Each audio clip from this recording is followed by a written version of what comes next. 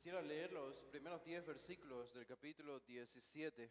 Este pasaje, ah, por la evidencia que tenemos al salir del estudio del capítulo 16 y entrar al capítulo 17, habría sido aparentemente parte del mismo discurso iniciado por Jesús.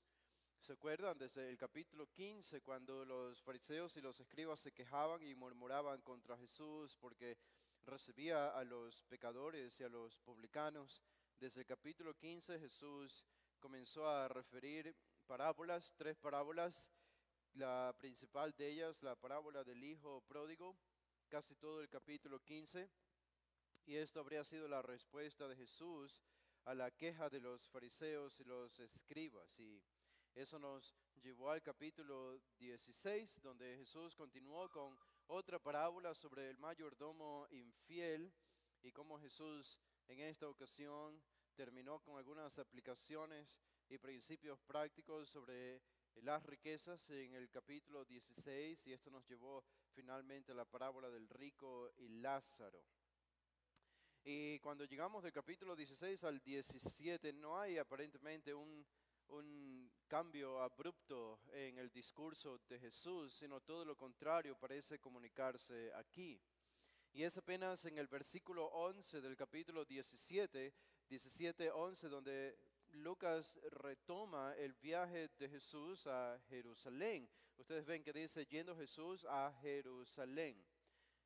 Y esto de nuevo nos introduce a la historia de Jesús, al camino de Jesús, que desde Galilea partió hacia Jerusalén, como nos dice Lucas en el capítulo 9, versículo 51, para finalmente morir allí y terminar con su ministerio. Pero hemos tenido un paréntesis largo del capítulo 15, 16 y parte del 17, en el que solo hemos estado en discursos de Jesús. Un solo discurso, se lo podemos poner desde esa perspectiva. Y algo interesante que encontramos en todos estos capítulos 15, 16 y parte del 17, si lo contamos como un solo discurso, es el cambio de audiencia que Jesús continuamente nos indica, y es Lucas el que nos indica eso. Ustedes se acuerdan, en el capítulo 15, él comienza dirigiéndose a los fariseos. Pero al capítulo 16, Lucas nos dice, dijo también a sus discípulos. Ahora Jesús cambia de audiencia de los fariseos a los discípulos ese mismo día, esa misma tarde, en ese mismo lugar, en el mismo discurso, pero él se comenzó a referir a los discípulos. Casi al final del capítulo 16, Jesús de nuevo vuelve a dirigirse a los fariseos, desde el versículo 14 en adelante, y toda la parábola del rico y Lázaro.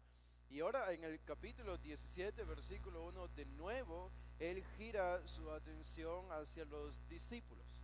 Así que tenemos a Jesús hablando a fariseos, después a sus discípulos, después de nuevo a los fariseos, después de nuevo a los discípulos en el capítulo 17.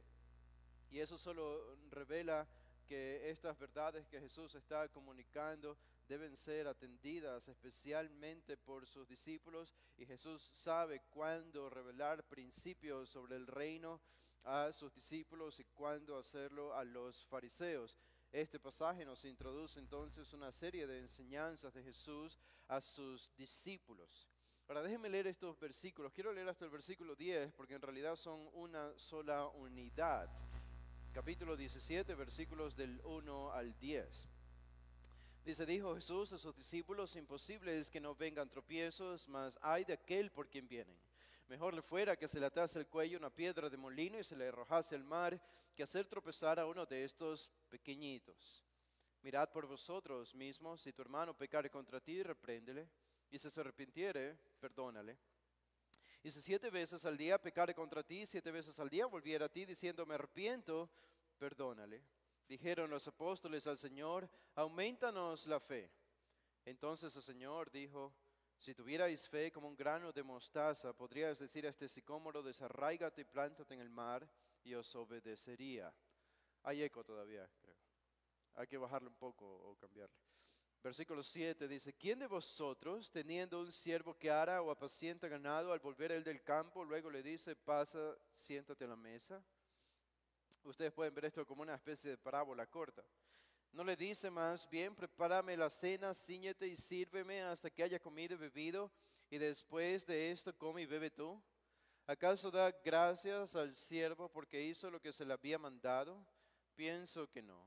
Así también vosotros, cuando hayáis hecho todo lo que os ha sido ordenado, decid: siervos inútiles somos, pues lo que debíamos hacer hicimos. ¿Qué está enseñando Jesús aquí? ¿Qué está enseñando Jesús en estos 10 versículos? El tema unificador de estos 10 versículos no es muy difícil de descubrirlo, debo reconocer, honestamente, al inicio no me parecía tan evidente para mí entender cuál era el tema unificador cuando comencé a estudiar este pasaje, pero no necesité revisar más después de leer alguna literatura, era que leí por allí la palabra humildad. Y no necesité leer más, sino que no solo a mí, seguramente les puede pasar a ustedes de haber estado en mi posición, después de leer una y otra vez estos 10 versículos, cuando escuchan la palabra humildad en el trasfondo, detrás del telón de todos estos 10 versículos, rápidamente, no tenemos que ser muy inteligentes, rápidamente viene a nuestra mente que el tema unificador de estos 10 versículos es justamente ese. Yo he llamado a estos 10 versículos los inmarchitables beneficios de la insuficiencia espiritual. En un sentido, Jesús está hablando aquí de la insuficiencia espiritual. Esa insuficiencia queda en el pináculo de todo esto, en la cúspide, en el clímax, en el versículo 10, cuando Jesús termina diciendo: siervos inútiles somos, en referencia a sus discípulos. Siendo siervos inútiles somos, pues lo que debíamos hacer, hicimos. Es insuficiencia. Y ustedes pueden ver esto a lo largo de todos estos versículos, pueden sentirlo, pueden percibirlo, cómo Jesús enseña a sus discípulos el gran principio espiritual de la insuficiencia. Somos insuficientes. Y esto tiene que ver con los primeros 2 versículos que van a ser el centro de nuestra atención en esta tarde. Tienen que ver con los versículos 3 y 4, cuando Jesús habla sobre el pecado dentro de la comunidad de los creyentes y cómo debemos lidiar con nuestro pecado. Cuando hay arrepentimiento, debe haber perdón. Uno no puede perdonar si no es humilde, uno no puede perdonar si no reconoce que es insuficiente.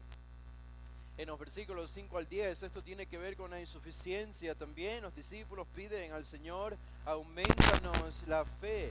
¿Y qué dice el Señor? Si tuvieran fe como un grano de mostaza, algo tan diminuto como un grano de mostaza. Si al menos tuviesen fe, una fe tan pequeña como un grano de mostaza, esto no es otra cosa que insuficiencia espiritual.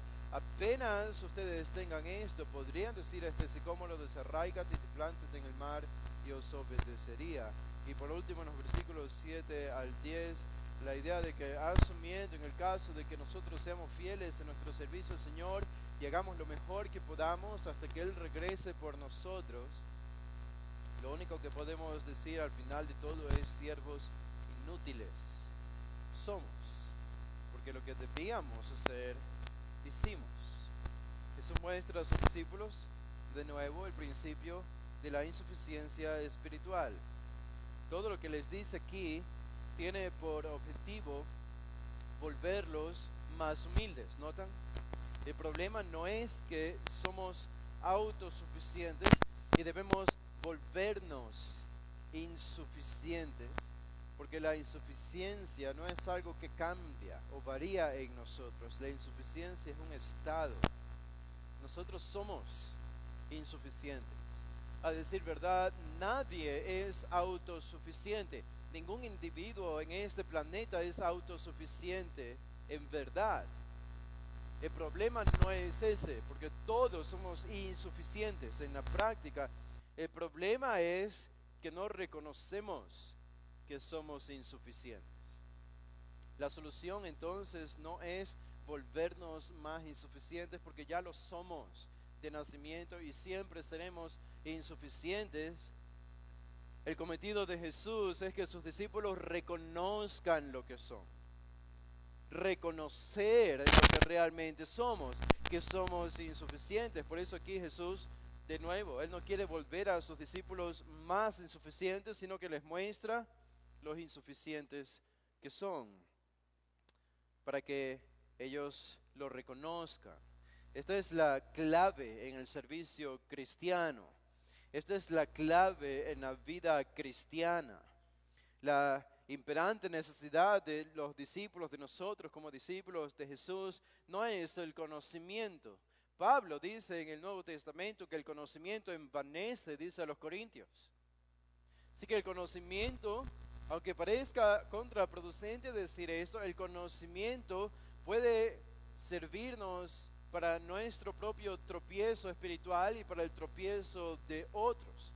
Ustedes pueden pensar en cristianos genuinos, llenos de conocimiento teológico en su cabeza, pero tan autosuficientes y tan orgullosos y tan egoístas en el servicio cristiano, que solamente van a causar desunión y problemas dentro de la iglesia. Son como una bomba de tiempo para la congregación. El conocimiento puede ser peligroso. Ahora, la Biblia nunca avala la ignorancia tampoco, pero la idea no es el conocimiento, no es la imperante necesidad, aunque es importante. Tampoco es la imperante necesidad del cristiano tener una buena personalidad. Ustedes pueden tratar de buscar la palabra personalidad en la Biblia y van a desperdiciar su tiempo, aunque busquen de Génesis a Apocalipsis, porque la Biblia no habla sobre personalidad. De todas las enseñanzas de Jesús a sus discípulos, ninguna en absoluto se enfocó en la personalidad. No se trata de nuestra personalidad. En un sentido, no interesa la personalidad. No es el carisma, tener un buen carisma dentro de la iglesia para atraer a personas, la imperante necesidad del creyente. No son ni siquiera los dones espirituales. Todos tenemos dones espirituales, pero eso no es la mayor necesidad de un creyente para el servicio cristiano. Lo que hace a uno más útil en las manos de Dios es reconocer su propia insuficiencia espiritual. Esto es lo que nos hace más útiles en el servicio cristiano. Reconocer mi insuficiencia espiritual, más que los dones, más que mi personalidad, más que mi conocimiento de la Biblia, mi conocimiento teológico, más que la capacidad de mis dones y mi carisma, es este principio invisible de la insuficiencia espiritual. La idea de que no puedo hacer nada por mí mismo. La idea de que no soy mejor que nadie. La idea de este versículo 10, de que somos siervos inútiles. ¿No les golpea acaso esta declaración de Jesús al final de todo este discurso a sus discípulos en el versículo 10? Siervos inútiles. Y Jesús sabía lo que iban a hacer sus discípulos en el futuro. Estos son los 12 grandes apóstoles del Señor Jesucristo. Y ellos mismos debían ser capaces de declarar estas palabras: siervos inútiles somos. ¿No les hieren estas palabras?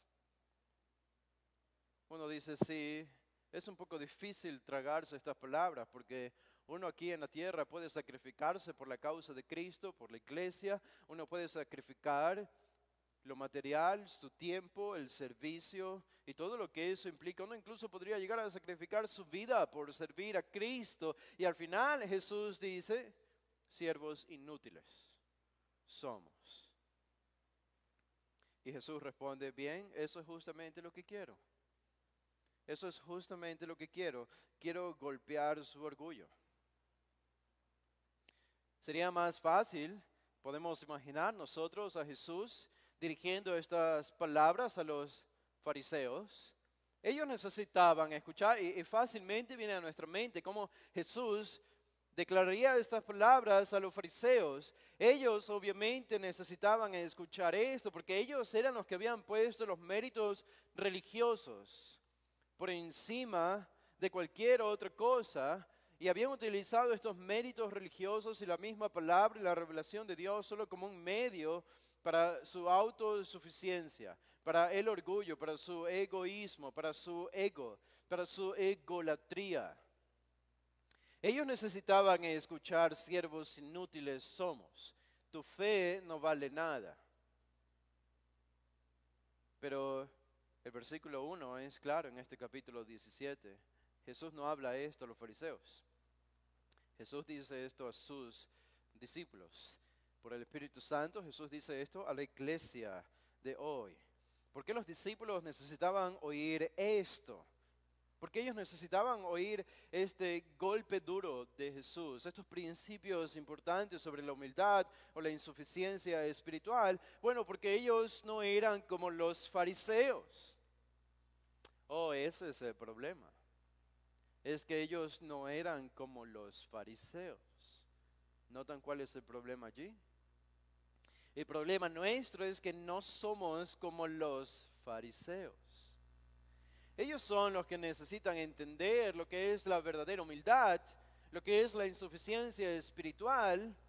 Ellos necesitan entender qué son delante de Dios. Nosotros, en cambio, hemos llegado a la fe, somos salvos. Hemos reconocido al Mesías.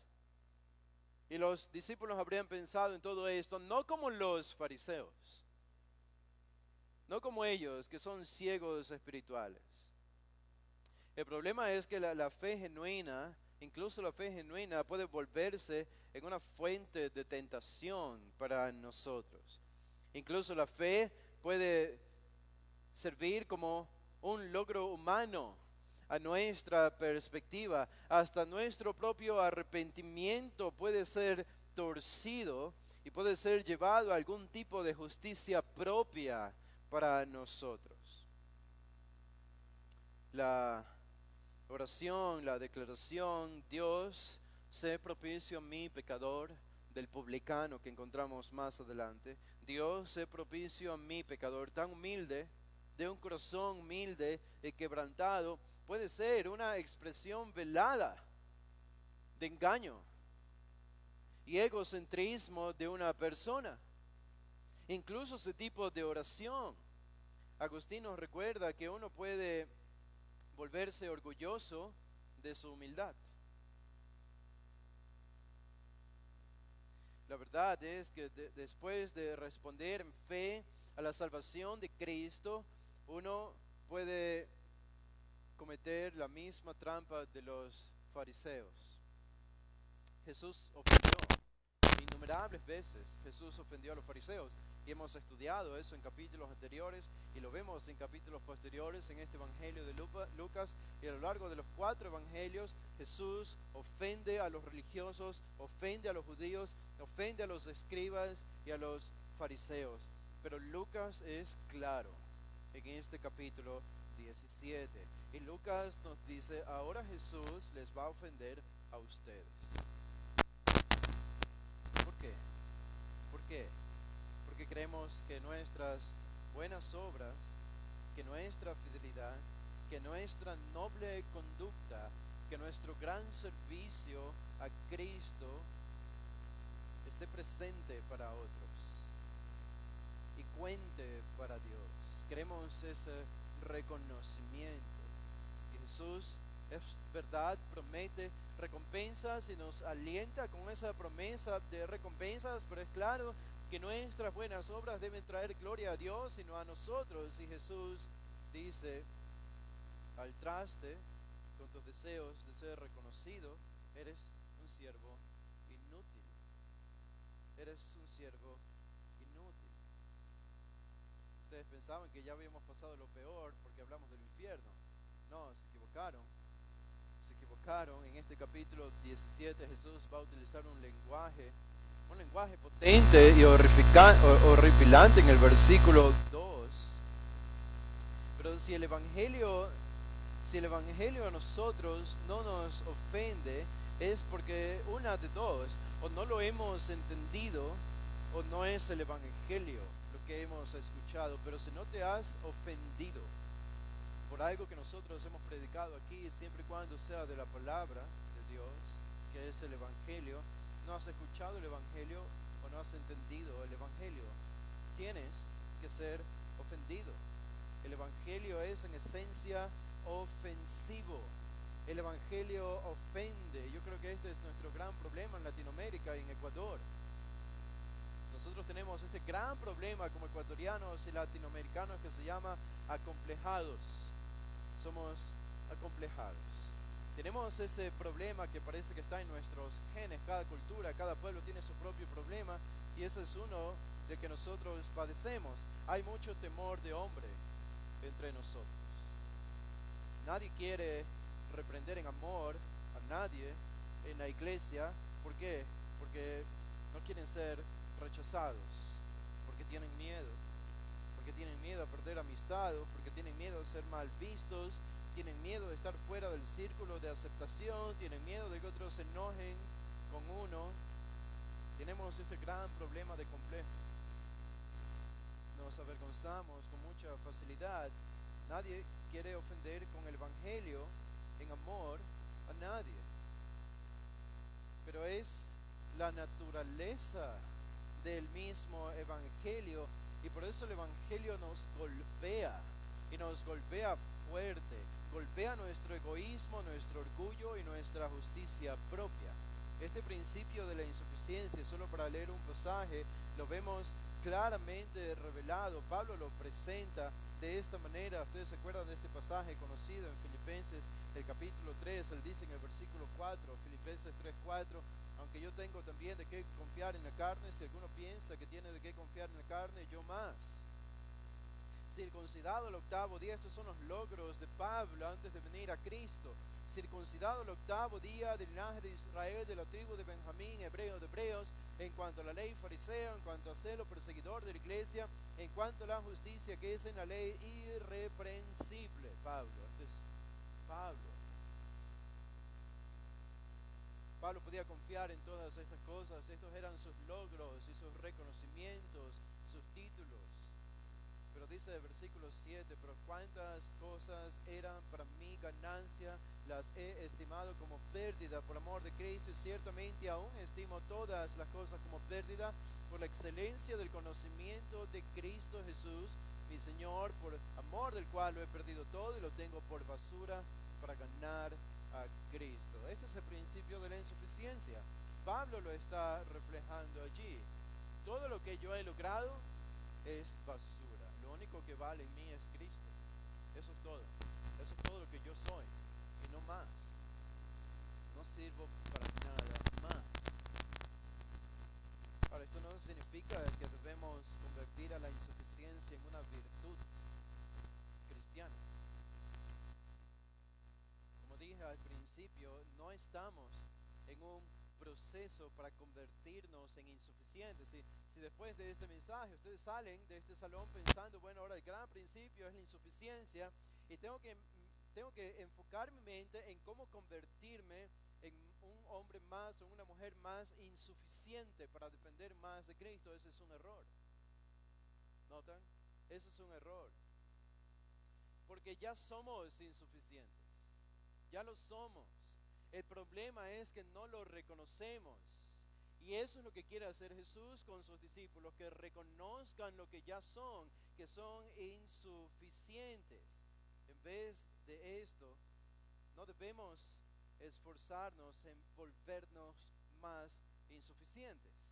En vez de esto, nuestra insuficiencia es descubierta a medida que seguimos a Cristo. Y encontramos estos principios que nos enseña en este pasaje. Un autor llamado Paul Scherer dijo esto sobre los discípulos de Jesús y el proceso de aprendizaje que ellos experimentaron bajo Jesús antes de la cruz y después de la cruz. Hubo un gran cambio en los 12 o en los 11, si somos más específicos, antes y después de la cruz. Y esto es lo que este autor dice. Él dice, antes de la crucifixión, los discípulos estaban murmurando sobre quién sería el más grande en el reino de Dios. Ya ahora, después de la cruz de Cristo, no lo estaban haciendo más. Recluidos allí en la noche del primer día de la semana, detrás de puertas cerradas. Desde ese momento en adelante fue no solo el amor el que los hizo temerarios, sino este amor. Y temerarios no solo por cualquier fin, sino por el fin de Dios.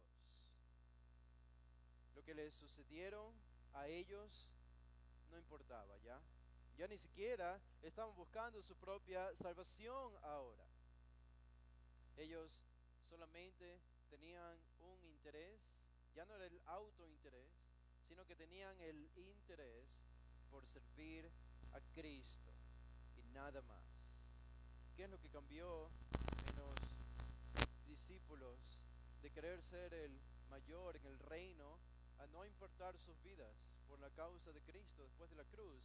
Fue el Calvario, fue la cruz, fue estar al pie de la cruz que transformó a los 12 en lo que se convirtieron y finalmente entendieron y habrían entendido esta instrucción de Jesús que tenemos en Lucas 17. Y solo como introducción a este capítulo 17, este capítulo 17, por lo menos las primeras palabras allí todavía huelen a quemado. Todavía huele a quemado. Todavía huele a las llamas de las que hemos hablado en el capítulo 16, cuando Jesús describe lo que es el Hades y el rico sufriendo en el Hades. Esto está fresco en la mente de los discípulos, porque Jesús inmediatamente después de esto inicia con el capítulo 17 a instruir a sus discípulos, pero el recuerdo y la imagen del infierno está muy fresca, está en el trasfondo de todo este capítulo 17. Ahora, noten los primeros dos versículos. Vamos a enfocar nuestra mente en los primeros dos versículos. Y en estos dos versículos vamos a encontrar el primer gran principio. Como dije hace un momento, estos son beneficios que encontramos de la insuficiencia espiritual para el servicio cristiano. Son básicamente 4 los que encontramos en los dos primeros versículos el primero, en los versículos 3 y 4 el segundo, los versículos 5 y 6 el tercero y los versículos del 7 al 10 el cuarto. Y vamos a ver el primero, en los primeros dos versículos. Estos primeros dos versículos, si ustedes quieren una especie de guía, encontramos que en los versículos 3 y 4 hay unidad espiritual que viene de la insuficiencia. En los versículos 5 al 6 hay poder sobrenatural que viene de la insuficiencia. Y en los versículos 7 al 10 hay satisfacción ministerial que viene de la insuficiencia. Todo esto recibimos por ser o reconocernos insuficientes delante de Dios. Y vamos a ver la primera, en los primeros dos versículos. Jesús comienza diciendo a sus discípulos: imposible es que no vengan tropiezos, mas hay de aquel por quien vienen, mejor le fuera que se le atase al cuello una piedra de molino y se le arrojase al mar, que hacer tropezar a uno de estos pequeñitos. Por aquí Jesús comienza con la palabra imposible, inadmisible. Esta es una declaración, este es un axioma, es un principio. Él dice, imposible es que no vengan tropiezos. Hay énfasis en la palabra imposible. Aquí este adjetivo garantiza que habrán tropiezos para los seguidores de Jesús. Jesús nunca prometió a sus discípulos que habría una perfecta paz con otros, sino que Él garantizó que habría sufrimiento. Él dijo, en el mundo tendréis aflicción. Fue una promesa de Jesús. Pedro nos llama peregrinos en este mundo. Los sufrimientos entonces no son algo extraño para el cristiano, es simplemente el cumplimiento de la promesa de Jesús en el Nuevo Testamento para nosotros. La frase, como decía, es una declaración categórica. Es un principio universal, es un axioma, es una verdad que se aplica en todo tiempo, en toda cultura, en todo lugar. ¿Cuál es ese principio? Imposible es que no vengan tropiezos. Siempre los tendremos, siempre van a llegar a nosotros. Siempre van a estar allí para incomodarnos la vida, los tropiezos. Ahora, eso debe hacernos preguntar, ¿qué son los tropiezos? Es algo que siempre van a estar con nosotros hasta antes de que Cristo regrese. Debemos entender entonces a qué hace Jesús referencia con la palabra tropiezos. Si van a estar siempre con nosotros, queremos saber qué son estos tropiezos. Y la palabra que usa Jesús allí es la palabra escándalo, que se traduce como tropiezo, de donde vendría una transliteración al español que sería escándalo. Escándalo. Aunque honestamente no tiene mucho que ver con la palabra escándalo al español. Les voy a explicar lo que significa esta palabra escándalo en griego. Originalmente esta palabra era utilizada para hacer referencia a algún artefacto que servía para atrapar a algún animal. Por ejemplo, una carnada para atrapar a un pez. Esto era el escándalo. Por eso la palabra se traducía a menudo, se lo utilizaba para hacer referencia al término trampa. Escándalo en realidad es una trampa, es trampa. Incluso Aristóteles usó la palabra desde esta perspectiva. Él dice, el que pone trampas con sus preguntas, se utiliza la palabra escándalo, traducido como trampas. Así que esta palabra en el Nuevo Testamento llegó a ser utilizada de algunas maneras diferentes, pero la que tenemos aquí en particular tiene la idea de una trampa, es un obstáculo. Puede ser un obstáculo para venir a la fe o puede ser una causa de pecado para un cristiano. Cuando un cristiano se desvía, en el Nuevo Testamento se lo utiliza a menudo para ocasión de caer. Puede llevar a la caída o no, pero es una ocasión potencialmente en la que un cristiano podría cometer algún pecado. Por eso esta palabra también ha sido traducida como tentación a pecar o una seducción. Esa es la idea de un escándalo. En fin, lo que Jesús dice aquí es que todo tipo de tentaciones, y Él no es específico en cuáles serían estos tropiezos, esto es muy general, pero de manera general podemos pensar, podría ser persecución, podría ser hostilidad, podría ser falsa doctrina, podrían ser engaños, distracciones, sutilezas, divisiones. Jesús dice, seguramente todo esto va a llegar a la vida de mis discípulos, de los creyentes. De manera que lo que tenemos aquí es algo muy serio. Algo muy serio está sucediendo aquí, está revelando. Si los pequeños son creyentes, como yo creo que lo son, a ellos se les está haciendo tropezar o caer en pecado. Alguien lo está haciendo. Pero primero Jesús solamente declara este principio, los tropiezos vendrán. Y nosotros sabemos eso muy bien por nuestra propia experiencia. Y creo que el principal enfoque de Jesús aquí no es la lucha interna con nuestro pecado, sino las tentaciones que vienen de afuera de nosotros, que son ocasionadas u originadas por otras personas. Y a esto Él se refiere aquí con tropiezos. Tropiezos que pueden venir a la vida de los creyentes que son provocados por otras personas como trampas. Podemos recordar a Balaam en el Antiguo Testamento y cómo él indujo al pueblo de Israel por medio de Balac como un tropezadero. Fue un tropezadero para el pueblo de Israel. Cometieron fornicación, cometieron idolatría. Ese ejemplo incluso quedó y es registrado por el libro de Apocalipsis en el Nuevo Testamento. Balaam fue una piedra de tropiezo. Él sirvió como tropezadero para el pueblo de Israel en el Antiguo Testamento. Los falsos maestros son un tropezadero, una causa de tropezadero para muchos creyentes. También Satanás, obviamente, el mundo en Mateo 18 es una causa de tropiezo para nosotros los creyentes. Pero vemos algo más aquí en el versículo 1. No solo esto, imposible es que no vengan tropiezos, eso no es lo más importante. Lo más importante para Jesús es lo que viene en la segunda parte de este versículo 1. Dice más, un adversativo, pero hay de aquel por quien vienen. Pero hay de aquel por quien vienen. Aunque la tentación y los tropiezos de los creyentes son inevitables, Hablando de los que vienen desde afuera, Jesús aquí lanza una advertencia solemne contra los que propician este tropiezo.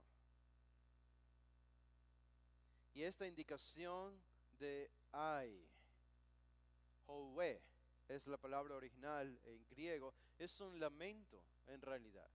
Es un lamento, no es un grito encolerizado, es un lamento. Pero es un lamento por la causa del juicio.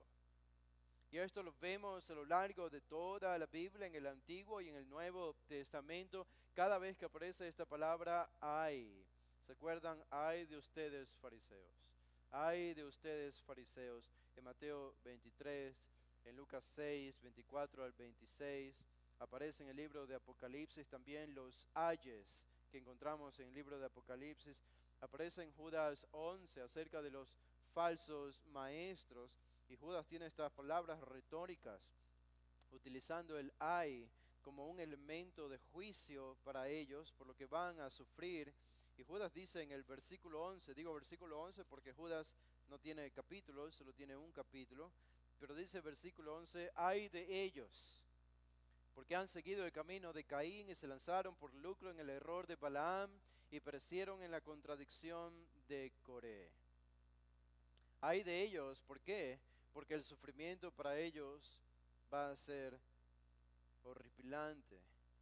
Y Jesús está diciendo aquí, ay, comparable con los convictos que van al infierno para sufrir con un especial castigo de un Dios que está especialmente encolerizado con ellos. Esto es lo que está reservado para los que causan tropiezo a los creyentes. Y por eso Jesús dice, ay de aquel por quien vienen. Esto es una fuente de aliento para los creyentes o para el pueblo de Dios, porque esto significa que cada enemigo que se levanta contra el pueblo de Dios, ya sea el Estado para perseguirnos, ya sea falsos maestros para destruir nuestra fe, o ya sea falsos hermanos para causar división, sabemos que Dios se vengará a su debido tiempo. Y se vengará no con cualquier venganza, sino con una que va precedida por un ay. Por eso sabemos que será terrible. Es como que Jesús está diciendo aquí, en verdad lo lamento, en verdad lo lamento. Lo lamento no por mis discípulos que están siendo perseguidos, no lo lamento por mis discípulos que están siendo ultrajados, que están siendo divididos o engañados o incluso asesinados por su fe. No lamento por ellos, dice Jesús. Lamento por los que persiguen a mis discípulos.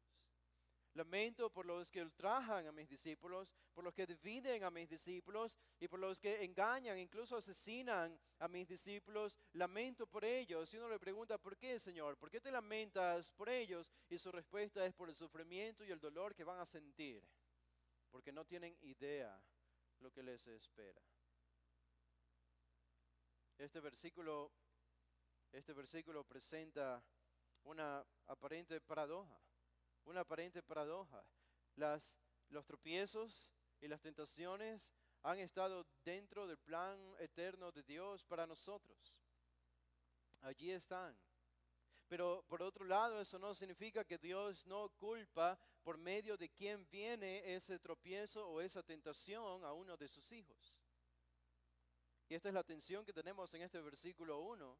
Imposible es que no vengan tropiezos, esto es soberanía divina, es simplemente reconocer también que vivimos en un mundo caído y sería ridículo pensar que viviendo en un mundo como este no habrá tropiezos en la vida cristiana. Claro que sí, porque está Satanás, porque está el mundo con sus tentaciones, pero Jesús dice, ay de aquel por quien vienen. Pobre de la persona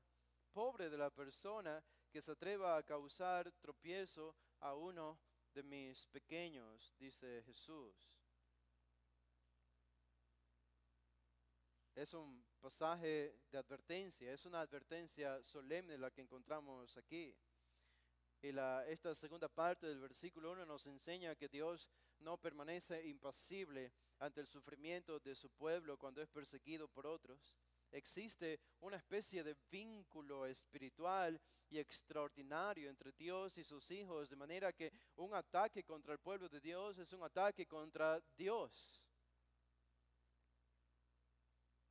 Jesús diría, por cuanto a uno de estos lo hicisteis, a mí lo hicisteis en el tiempo del fin. Cuando Saulo perseguía a la iglesia, él perseguía a la iglesia, Cristo se le aparece y le dice, Saulo, Saulo, ¿por qué me persigues a mí? Saulo no estaba persiguiendo a Cristo en un sentido, él perseguía a hombres y mujeres que pertenecían a la iglesia, pero Jesús le dice, ¿por qué me persigues a mí? Hay algo inseparable entre el pueblo de Dios y Dios. Puesto desde desde esta perspectiva, maltratar a un creyente es como maltratar a Dios, odiar a un creyente es como odiar a Dios, ponerle una trampa a un cristiano es ponerle una trampa a Dios. Burlarse de un cristiano es como burlarse de Dios. Cuando Israel desechó a Samuel, Samuel fue a Dios y Dios le dijo, no te han desechado a ti, sino a mí. A mí me han desechado. Hablando metafóricamente, es como que Dios siente nuestro dolor y sufre nuestra angustia. Dios no es como Alá, el Dios de los musulmanes, que permanece indiferente ante el sufrimiento de sus adoradores. No es como Buda, que permanece impotente ante el sufrimiento de sus adeptos. Dios gobierna el universo, pero en su infinita omnisciencia, cuando uno de sus pequeños es perseguido, o es tentado, o se le pone una trampa, o es dividido, o cualquier mal se le hace a uno de sus pequeños, Él, a pesar de que está en el gran negocio de controlar todo el universo, cuando uno de sus hijos sufre, Él gira su atención y pone especial atención en este hijo que está sufriendo particularmente. Y más atención pone en registrar en un libro divino el nombre de la persona que le está causando este sufrimiento. Y eso debe ser causa de terrible temor. Y él dice, mi cólera arderá sobre su cabeza de forma catastróficamente particular sobre él en el día de su castigo. No tienen idea de lo que les espera. Y uno podría hacerle la pregunta a Jesús, ya que es claro en este versículo 1, imposible es que no vengan tropiezos, mas hay de aquel por quien vienen, y hemos pensado en varias fuentes por las que podría venir este tropiezo, la vida cristiana, Satanás, el mundo, los impíos, falsos maestros o falsos hermanos en la iglesia. Y uno podría pensar, bueno, hay de aquel por quien vienen, pero ¿qué es tan malo? ¿Qué tan graves? ¿Qué tan grave sería su castigo? En cuestión de medida, en cuestión de si lo puedes cuantificar, Jesús, ¿cómo responderías? ¿Cuán grave es el castigo para ellos? Bueno, Jesús responde en el versículo 2.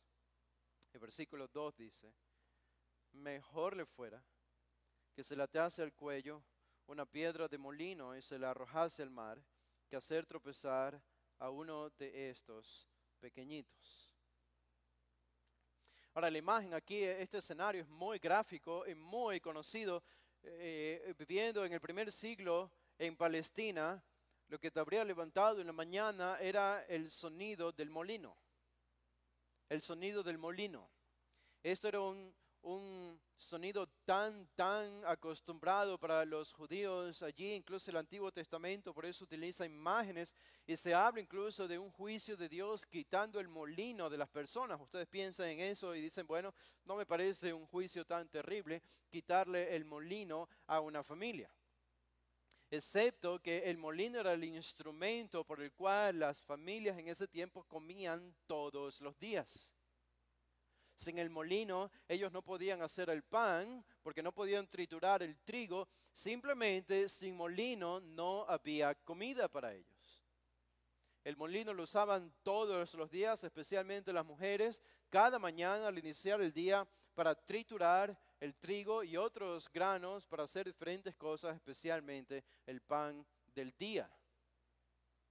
Y este molino, habían varios tipos de molinos, especialmente dos. Uno de ellos aparece en este capítulo 17, en el versículo 35, dice, Jesús hablando del fin de los tiempos, dice, dos mujeres estarán moliendo juntas, noten, moliendo juntas. Las mujeres molían con el molino. Era una especie de piedra circular que se la ponía encima de otra plataforma que era de piedra circular también. Y en medio de las dos se ponía el grano del maíz.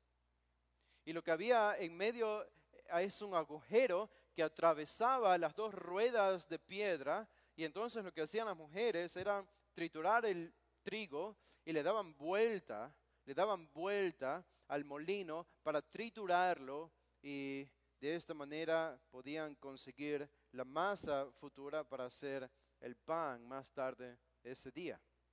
Este era el proceso del molino con el grano. Pero probablemente lo que más parece Jesús aquí no está haciendo referencia a este tipo de molino que utilizaban las mujeres. Había otro tipo de molino que funcionaba exactamente igual, pero que era mucho más grande. Este molino era tan grande, era tan pesado, que obviamente las mujeres no podían utilizarlo por ellas mismas al no tener la fuerza, ni siquiera un hombre podía tampoco. Lo hacía un asno, un burro. Era un molino mucho más grande, una piedra circular mucho más grande y pesada, y era atada a un burro, y el burro daba vueltas circularmente, y al dar vueltas el molino giraba y comenzaba a triturar el grano que estaba en medio de las dos piedras. Y probablemente es a este tipo de molino al que hace referencia Jesús aquí en el versículo 2. Ahora, yo pensaba que no íbamos a ver horrendos escenarios después de hablar tanto del infierno en el capítulo 16, pero Jesús habla acerca de esto y es muy gráfico. Él dice, piensen en esta imagen, piensen en esta forma de tortura, que habría sido una forma de tortura de los sirios, de los macedonios, de los griegos, algunos piensan de los romanos. Piensen en esta forma de tortura. Se lo hacía a los esclavos, a los parricidas, a los hijos que mataban a sus padres. Se sabe que los sujetaban a este tipo de muerte y de tortura. Esta grande piedra de molino, como tenía un agujero en el medio, se la ponía alrededor del cuello de una persona, o ya sea atada con una cuerda, y se arrojaba la persona junto a esta molina, esta gran piedra pesada, y se la arrojaba al mar. Imagina morir de una forma como esta, es horripilante.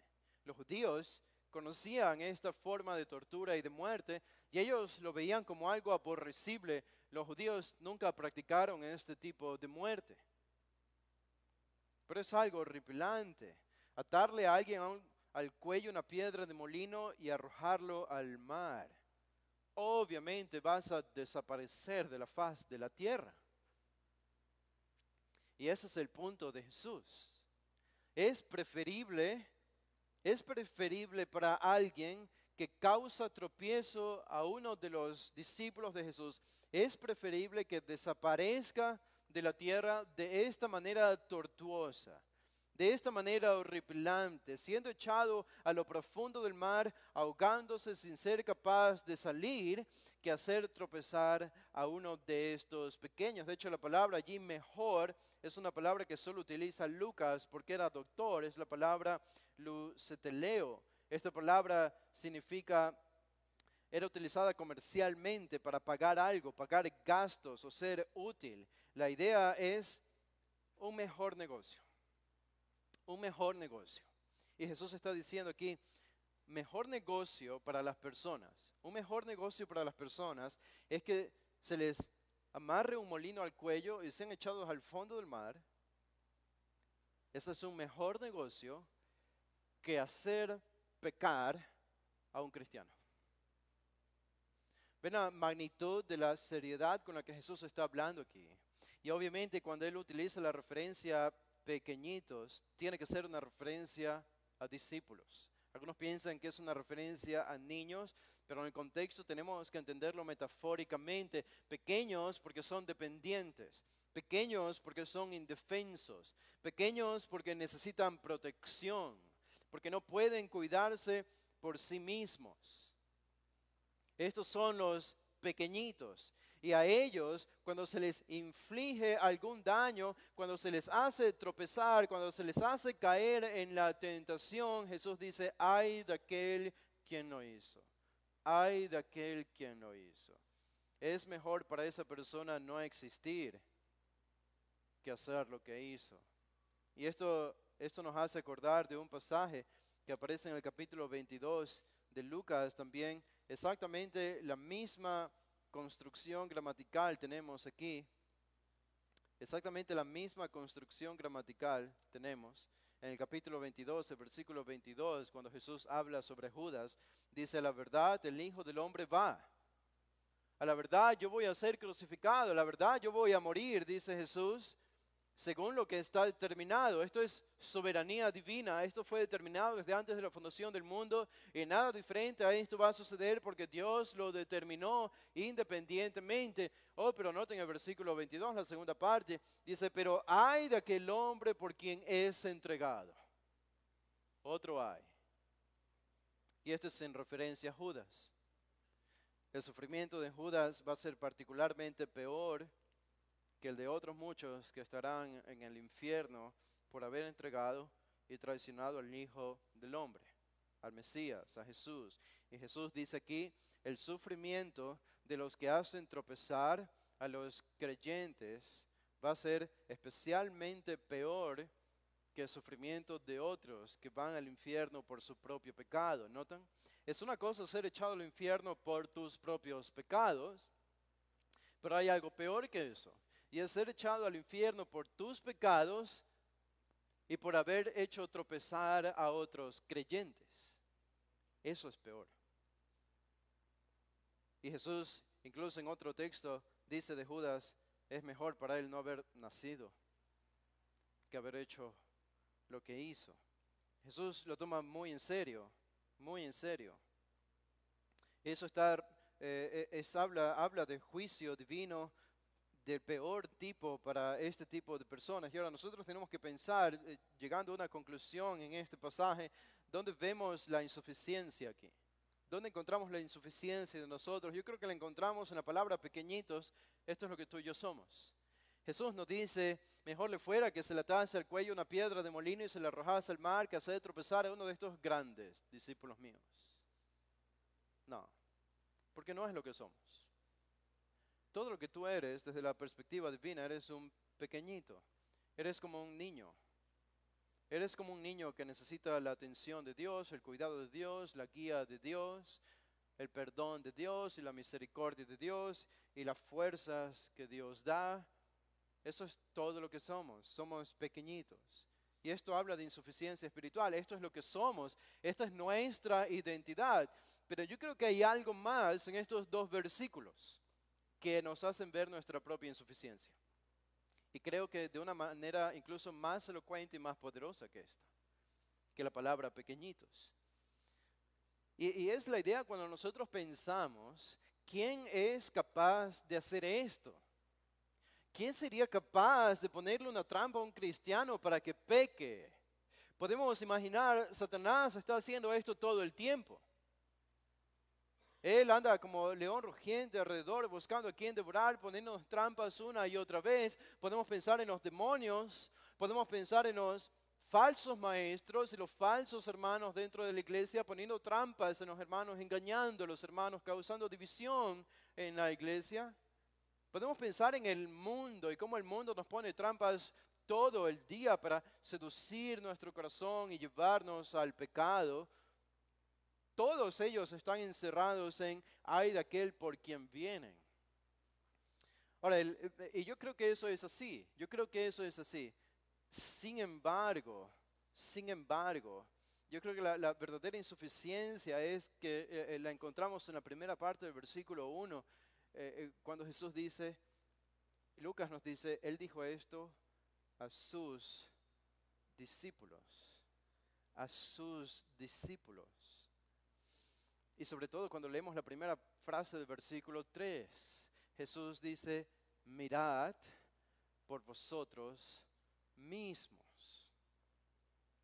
La verdadera insuficiencia está en que no Satanás solamente, no los demonios, no los falsos maestros, los falsos hermanos o el mundo. Esto es la verdadera insuficiencia. Esto es lo que a mí me hace ver insuficiente en este pasaje. Es que yo puedo ser una causa de tropiezo para otros.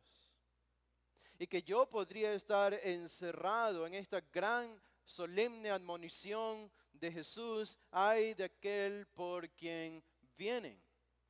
Ahora, esto no implicaría pérdida de salvación, no es lo que estoy diciendo, pero Jesús está hablando a sus discípulos.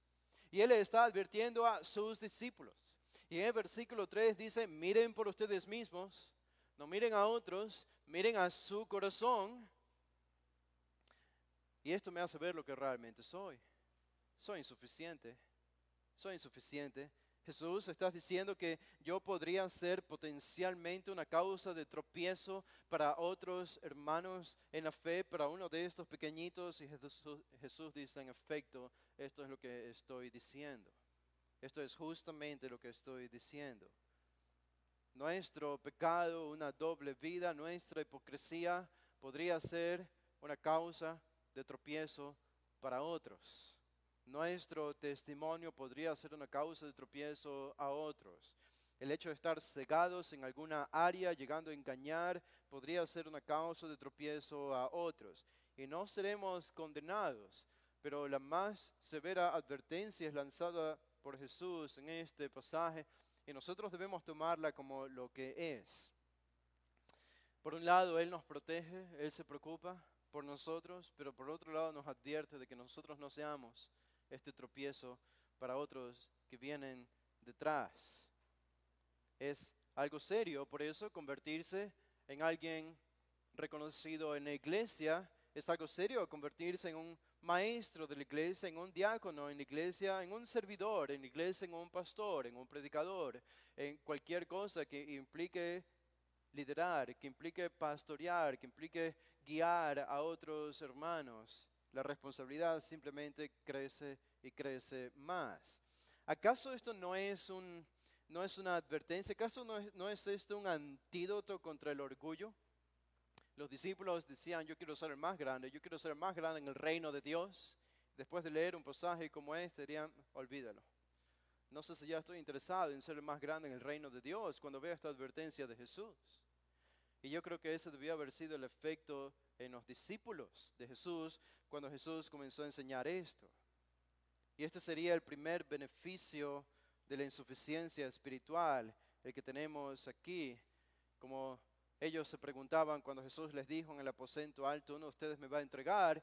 Y ellos se preguntaban: ¿seré yo, maestro? ¿Seré yo? Y creo que ese es el efecto en nosotros al leer estos dos versículos. ¿Seré yo una piedra de tropiezo? ¿Seré yo, Señor? Ojalá que no. Oramos que no. Esperamos que no. Y debemos vivir para que esto no sea así. Pero lo importante es que eso nos vuelve humildes. Eso es lo importante. Y nos hace ver lo que realmente somos, que somos insuficientes, porque la potencialidad de maldad que hay en nosotros puede ser muy grande según estos dos versículos. Somos insuficientes, ¿se dan cuenta? Y eso es bueno. Eso es bueno. Y eso es lo que quiere Jesús, es lo que Él quiere conseguir en nosotros. Vamos a hacer una oración para terminar. Padre, gracias te damos, Señor, por este tiempo. Gracias por tu palabra y la solemnidad, Señor, con la que es revelada, la claridad, la fascinación, Señor, de nosotros por estas enseñanzas de Jesús. Pedimos que no merme, sino que siga creciendo al avanzar en este evangelio y sobre todo al profundizar más en este capítulo 17. Vuélvenos humildes y ayúdanos a reconocer lo que realmente somos, que somos insuficientes delante de ti. Nada podemos hacer por nosotros mismos. Y la historia, tu palabra y la historia corrobora que los hombres y mujeres que más utilizaste y por medio de los cuales más te glorificaste y trajiste bienes a la iglesia, fue por medio de hombres y mujeres que reconocieron lo insuficientes que eran y que lograron romper con su orgullo y su autosuficiencia. Y este es el antídoto, Señor. Gracias por traernos esta porción de revelación a nuestra vida, a nuestro corazón en esta tarde, Señor. Lo pedimos todo esto en el nombre de Jesús. Amén.